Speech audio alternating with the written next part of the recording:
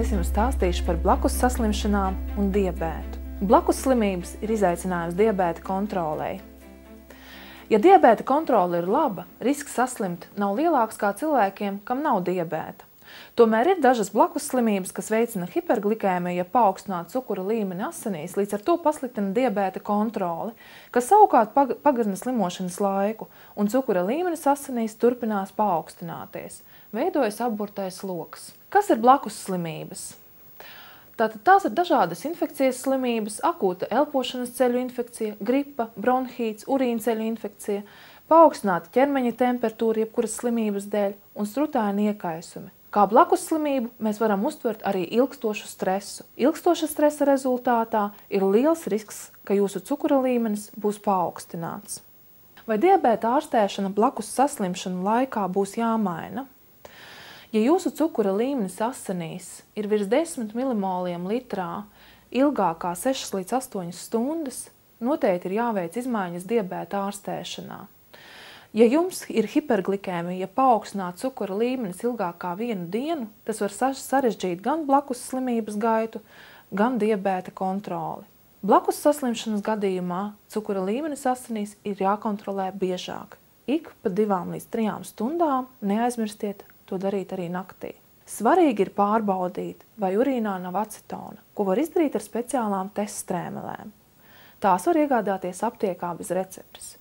Ja acetons ir 3 krusti un ir slikta dūša vai vemšana, sauciet ātro palīdzību, situācija ir nopietna. Ja jums vairākas dienas nekļūst labāk, jūsu cukura līmenis asinīs ir virs 15 milimoliem litrā, neraugoties uz papildus ievadīto insulīnu, zvaniet savam ārstam. Ja urīnā ir acetons vairāk kā 2 krusti, sākas vemšana un caure, sauciet ātro palīdzību. Ja parādās sāpes vēdrā vai krūškurvī, elpošanas grūtības, sausa āda, sasprēgā mēle un lūpu kaktiņi, un jūs jūtiet svaigu ābolu smaržu no mutes, ir noteikti jāsauc ātrā palīdzība, jo iespējams ir attīstījusies ketoacidoze. Daudzi pacienti jautā, vai insulīna terapija ir jāpārtrauc, ja nav apetīta. Vislielākā kļūda ir insulīna ievadīšanas pārtraukšana. Ja jūs domājat, man taču nav apetītes, neko neēdu. Ja ievadīšu insulīnu, būs hipoglikēmija. Nekad nepārtrauciet insulīnu ievadīšanu. Visdrīzāk, ka insulīna deva būs jāpaaugstina, jo blakus saslimšana gadījumā cukura līmenis parasti ir paaugstināts, tātad iestājas hiperglikēmija. Noteikti mēģiniet regulārās ēdienreizēs apēst parasto maizes vienību, jeb ogļhidrātu daudzumu. Ja nevariet neko ieēst, atcerieties, ka ogļhidrāts var uzņemt arī šķidrā veidā, piemēram, salda tēja vai sula. Noteikti daudz dzeriet ūdeni, minerālu ūdeni, vismaz 3 litri dienā. Labi noder arī sāļāks šķidrums, piemēram, buljons vai zupa. Nav ieteicams dzert šķidrumus, kas satur kofeīnu. Tas var palielināt šķidruma deficītu. Dzeriet saldu tēju, augļu sulu, glāzi piena ar tejkarotīti medus. Droši ēdiet augļus. Cik bieži jākontrolē cukura līmenis asinīs blakus saslimšanas gadījumā? Cukura līmenis asinīs ir jākontrolē pietiekoši bieži, ik pa 2 līdz 3 stundām, arī naktī.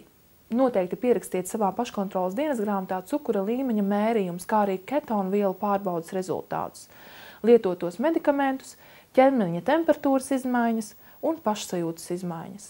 Atcerieties jautāt savam ārstam padomus.